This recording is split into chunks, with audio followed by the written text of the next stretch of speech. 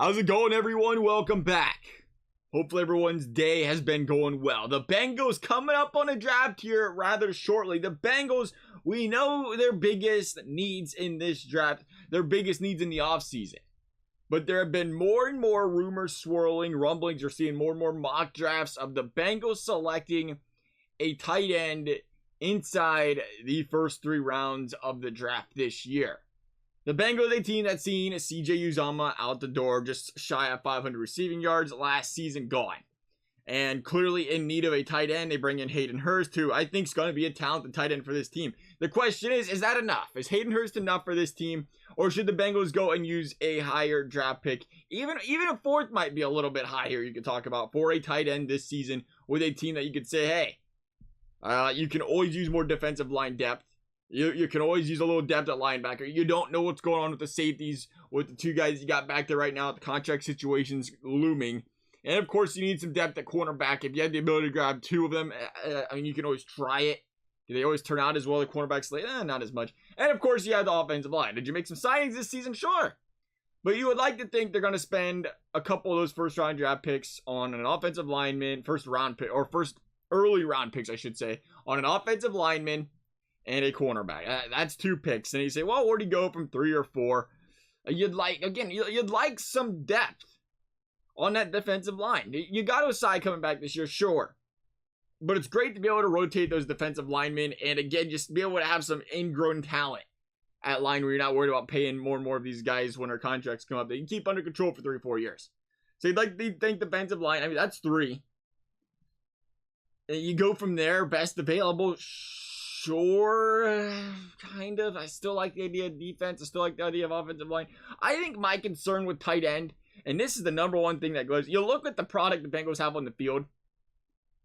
First of all, how much are they going to need this tight end? I don't think they need a excellent Pro Bowl caliber tight. I think that's ridiculous.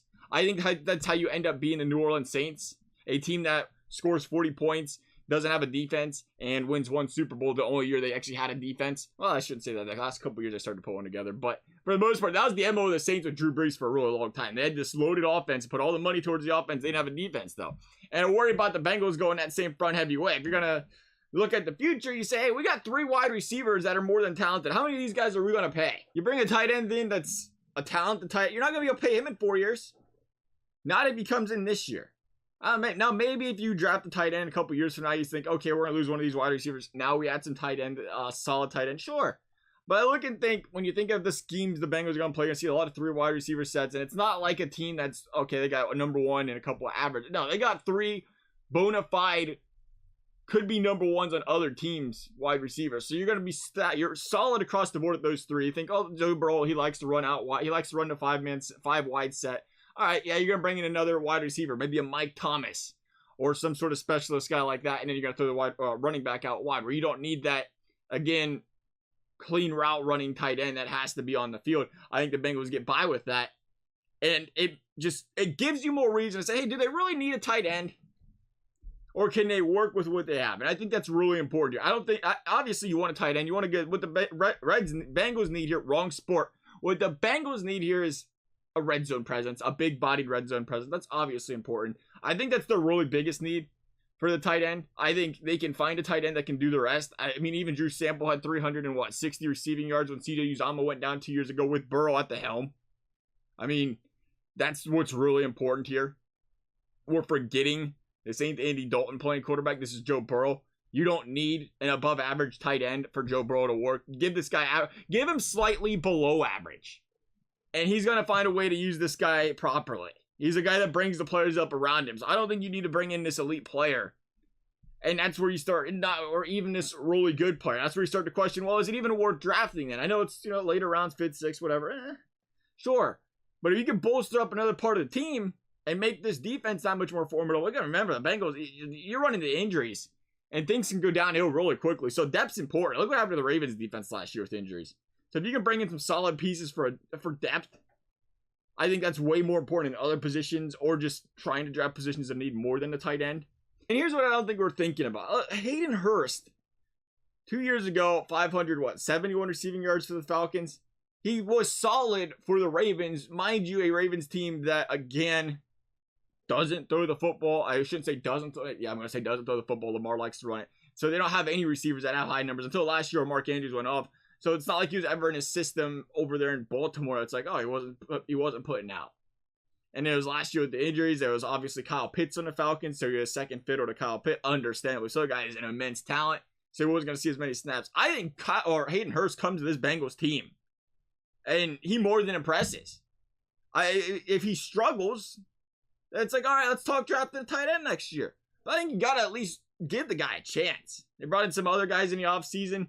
Give these guys a chance to work and spend the draft capital elsewhere. You just got too much talent on this offense as is.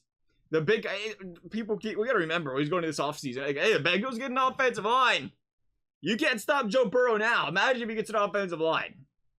I don't think much changed. I think CJ Uzomah goes to the Jets and he's a 300-some receiving yard guy. Love CJ Uzomah. I just think Joe Burrow brought him up that much. And I think you can do that with a lot of tight ends in this league where you don't need him to be this carry the team kind of player. You need him in them situational football situations like the red zone, or the Bengals like to run that opposite side bootleg where the tight end comes running out with. That's a popular play they've ran. That, again, I think any tight end is more than capable of checking and releasing or getting open and catching that football and running down the field. I think the Bengals got to go a different direction. There's too many position needs for this Bengals team. I'd love for them to continue to stack up the offense, but I don't think they need to. I think you're going to look at the end of this season and say, man, Hayden Hurst was a heck of a pickup if he stays healthy.